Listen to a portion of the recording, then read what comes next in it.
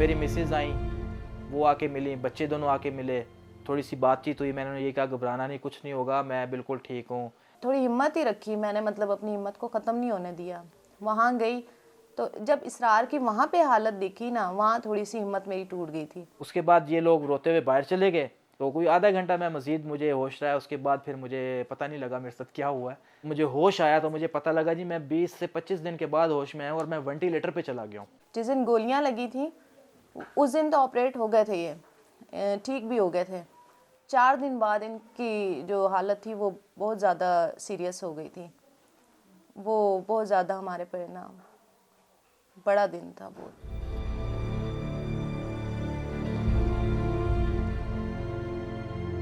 इसरार अहमद की हिम्मत और दोबारा चल फिर सकने की ख्वाहिश किसी मवाजने की मोहताज नहीं,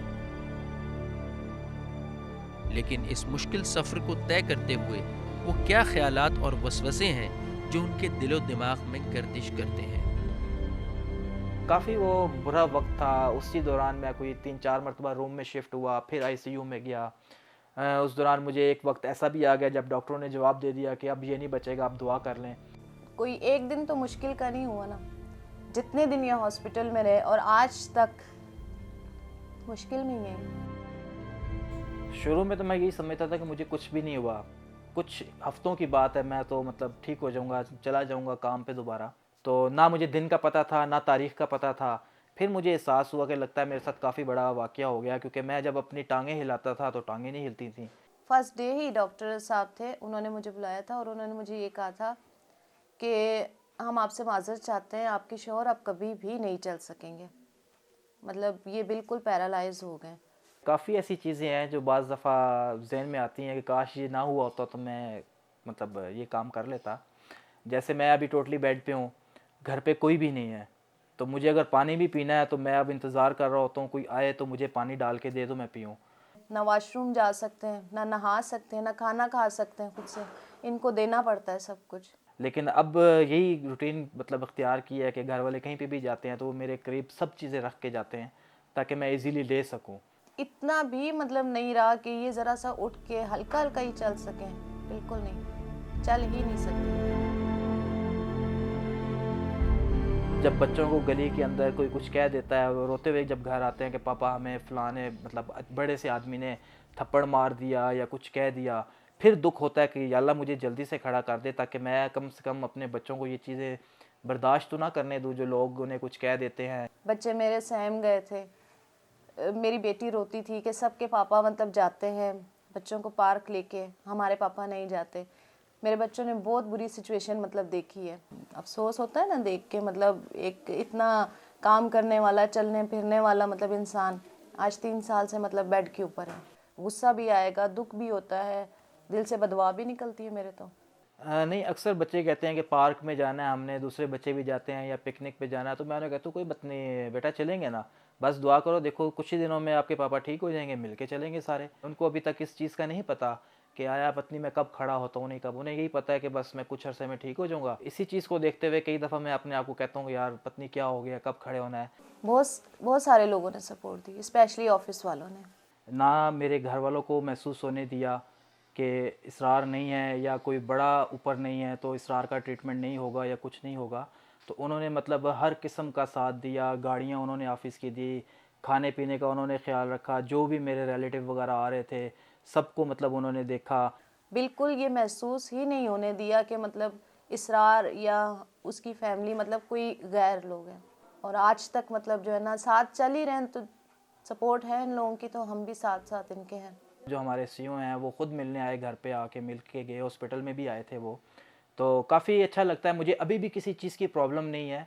मुझे मेडिसिन लेनी हो, कोई भी मैंने ट्रीटमेंट करवाना हो, मैं जस्ट एक कॉल करता हूँ ऑफिस कि मुझे मतलब ये चीज़ चाहिए, तो वो फ़ौरन मेरे लिए हाज़िर हो जाती है, मतलब दूसरे दिन तक भी मुझे वेट नहीं करना पड़ता।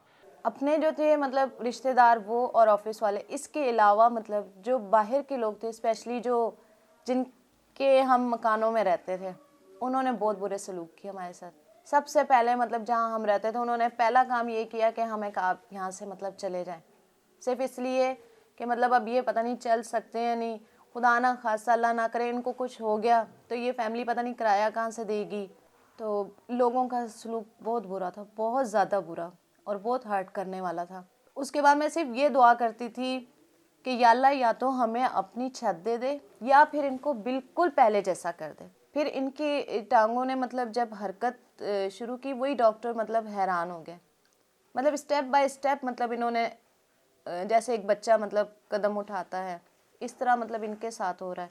लेकिन जब थोड़ी सी मेरे टांगों में हरकत हुई तो फिर मुझे खुशी हुई, फिर एक जीने की दोबारा से मतलब तमन्ना जागी दिल में कि नहीं मैं चलूँगा और इंशाल्लाह काम पे जाऊँगा। अल्लाह ताला पे पूरा यकीन है कि इंशाल्लाह मतलब ये चलेंगे, लेकिन जज्बाती हैं, जल्दबाज हैं। मैं कहती हूँ कि कल जो खड़े होना है इन्होंने, ये आज ही खड़े हो जाएं।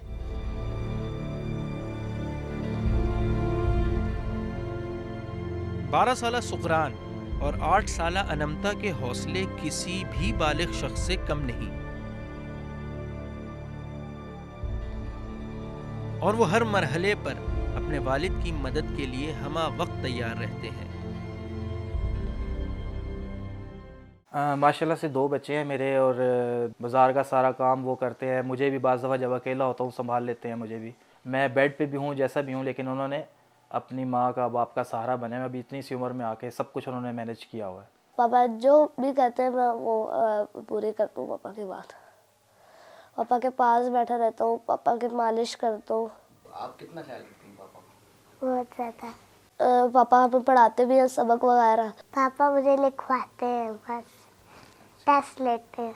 कभी कभी इधर ही पापा बैट बॉल खेल लेते हैं हम दोनों, और ना कंप्यूटर में फाइटिंग वाली खेल लेते हैं। बच्चों के ऊपर अभी तो वो बहुत छोटे हैं, अपनी कोई मतलब बात उन पे मतलब डालनी नहीं है कि आपने ये बनना है। मामा की तो ख्वाहिश है कि पायलट बनूं, और मेरी भी पायलट ही है। अब पापा कह रहे हैं कि मेरे साथ टेलीकॉम इंजीनियर बन जाए। मुझे खुद मतलब आर्मी की डॉक्टर बनने का शौक़ था, लेकिन शायद मैं नहीं बन सकी। मेरी बेटी का मतलब है कि मेरा दिल करता है कि वो बने, और बेटे के लिए मतलब सोचा है कि वो पायलट बने। बस मैं यही दुआ करता हूँ कि ना मेरे पापा, अल्लाह ताला मेरे पापा को चलने की तौफीक अता फरमा, मेरे पापा को उनके अपनी टांगों पे खड़ा कर। मेरे पापा को चलने की तौफीक अता फरमा, मेरे पापा को सेहत अता फरमा। कुछ भी नहीं चाहिए हमें, ये ठीक हो जाए बस। इसरार अहमद और उन जैसे ना जाने कितने हमें अपनी हिम्मत और हौसले से बगैर एक लफ्ज़ कहे यकीन दिलाते नज़र आते हैं कि दुनिया का कोई भी काम शायद नामुमकिन नहीं। लेकिन इसके साथ साथ हमें बजा तौर पर ये एहसास भी होता है कि अगर हमारे मुल्क के हालात कुछ और होते तो शायद इन लोगों को इस कठिन इम्तहान से ना गुजरना पड़ता। याद रखिए कि इसरार अहमद की जगह आप भी हो सकते थे।